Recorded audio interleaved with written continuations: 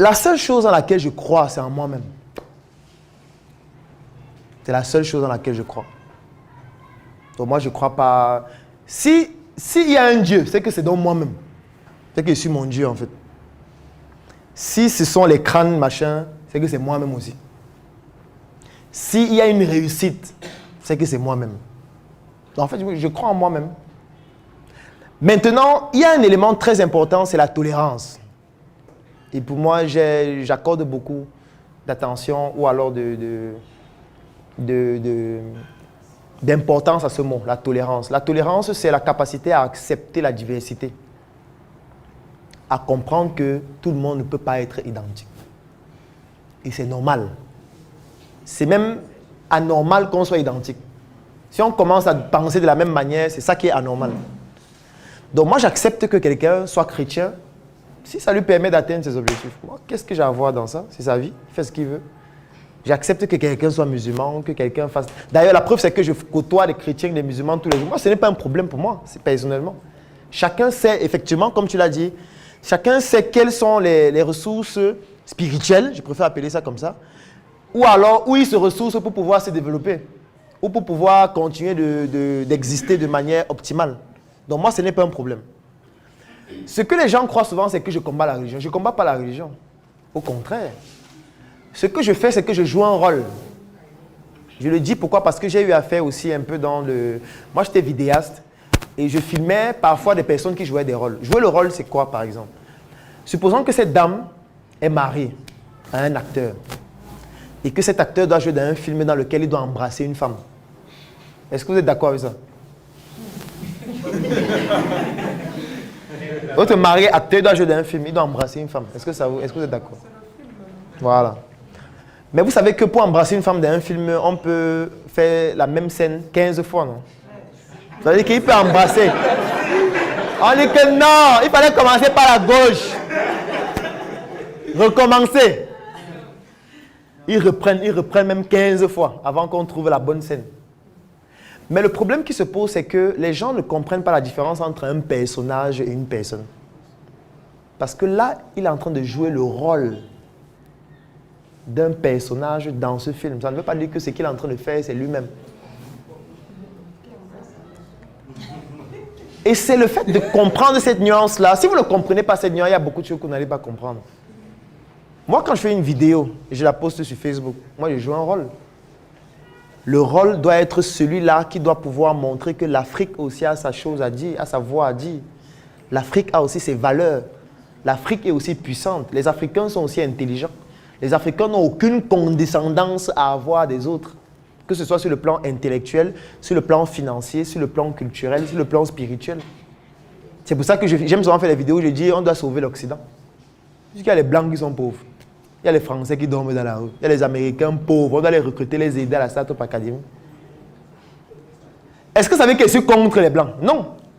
Est-ce que vous savez que je suis contre les Français? Non, je ne suis pas contre le citoyen français lambda qui subit aussi l'oligarchie. Parce que l'oligarchie, c'est un petit groupe de personnes qui dirigent et qui manipulent même les Blancs. Même les Blancs. Ça veut dire que ce n'est pas seulement une question que les Noirs.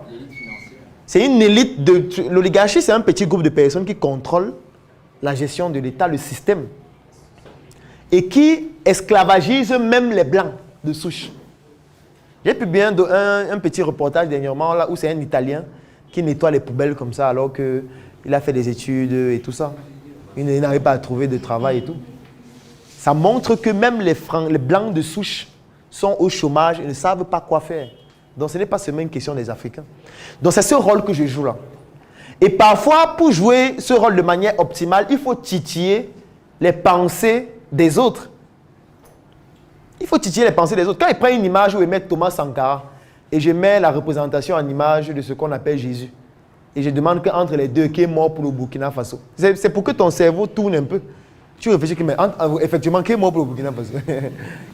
Mais quelqu'un réussit quand même à te dire que Sankara est mort pour le Burkina. Jésus est mort pour Sankara. Par conséquence, Jésus est mort pour le Burkina. Donc, quand je suis, je dis, bon, ok, ça va. C'est pour ça que je ne commente pas les commentaires sur les publications où je parle de la religion. Je ne commente pas. Quand quelqu'un commente, je ne réponds pas. Parce que il est libre de penser ce qu'il veut. J'essaie juste de le pousser à la réflexion. Je mets la photo de Nyobe, je mets la photo de ce qu'on appelle Jésus. Entre les deux, qui est mort pour le Cameroun. Chacun répond ce qu'il veut. Mais je sais que ça tourne dans la tête.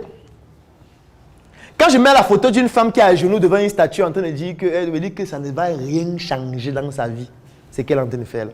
Ça énerve les gens. Mais tout le monde sait au quotidien que c'est vrai.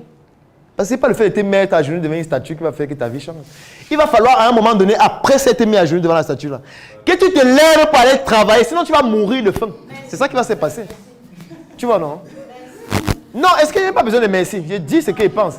Donc, ce que je veux dire, c'est quoi? C'est que moi, je suis en train de titiller pour que les gens réfléchissent. Mais ça ne veut pas dire que je suis contre leur religion, non. Si quelqu'un croit vraiment à ça et que ça lui apporte vraiment des solutions, mon frère, fais ta religion. Qui suis-je pour te dire changer? Parce que je ne demande pas à quelqu'un d'être comme moi.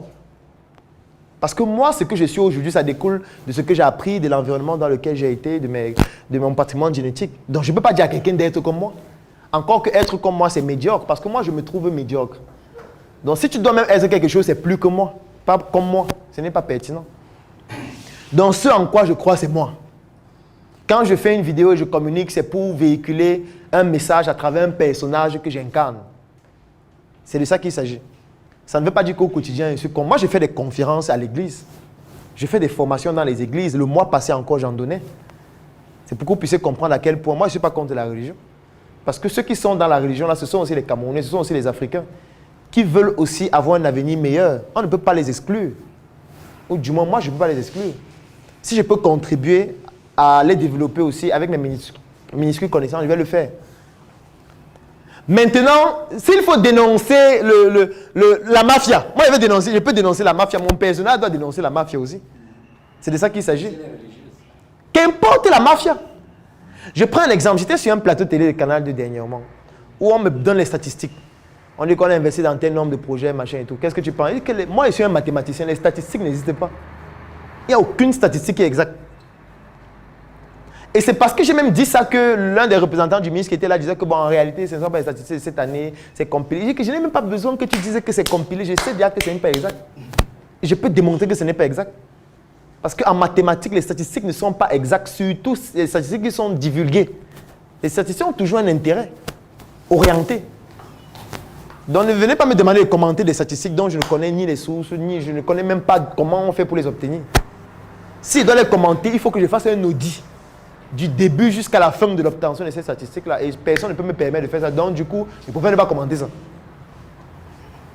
C'est de ça qu'il s'agit. Là, je suis radical. Je ne vais pas entrer dans les débats. Mais je peux rester avec quelqu'un, on discute. Il me parle de sa religion, j'essaie de comprendre ce qu'il me dit. Moi, je vais vous prendre un exemple. Il y a des pasteurs au Cameroun qui me contactent régulièrement pour venir donner des formations dans leur église. Et vous savez pourquoi? Hein? Parce qu'eux, ils souhaitent que leurs fidèles gagnent plus d'argent. Ce que je vous dis là, ça se fait parce que moi, je l'ai déjà fait. Ça veut dire qu'il est dans une église, il se rend compte que les fidèles n'ont pas d'argent. Quand on fait la quête, ça sort tous les 5 000, les 7 000.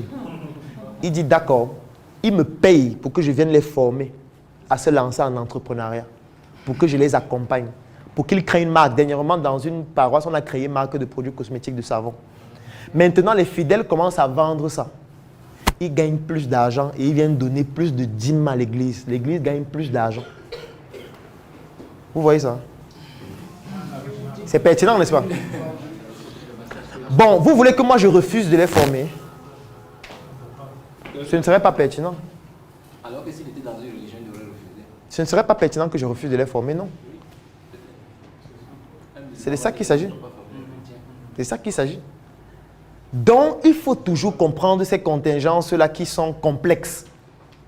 Et qu'on ne peut pas analyser radicalement que non, on ne le fait pas avec tel, on ne le fait pas avec tel. Non, on ne peut pas faire ça. On ne peut pas. C'est aussi pour ça que je ne fais pas la politique partisane. Je ne peux pas entrer dans un parti, non. Parce que si j'étais venu au début, dire bon, je suis un membre du RDPC, et aujourd'hui on va parler de l'industrie, la moitié de la salle devait sortir. Je dis que bon, ça va, ça va. Si tu as aimé cette vidéo, alors tu vas adorer mon coffret VIP. Le coffret VIP, c'est 200 heures de vidéo, 17 formations pour te permettre de plonger en immersion dans l'univers entrepreneurial et développer tes performances. Et ce n'est pas tout, parce que ce coffret VIP te donne aussi droit à une adhésion de 3 mois dans le Claudel Noubissier Business Group, qui est un groupe business qui comporte plus de 1000 membres pour te permettre de gagner des marchés, trouver des partenaires et même des investissements dans tes projets. Si tu es intéressé par cette opportunité, clique sur le lien dans la description de cette vidéo ou tout simplement contacte-nous afin de pouvoir bénéficier de cette opportunité exceptionnelle. Rendez-vous dans le Claudel Noubissier Business Group.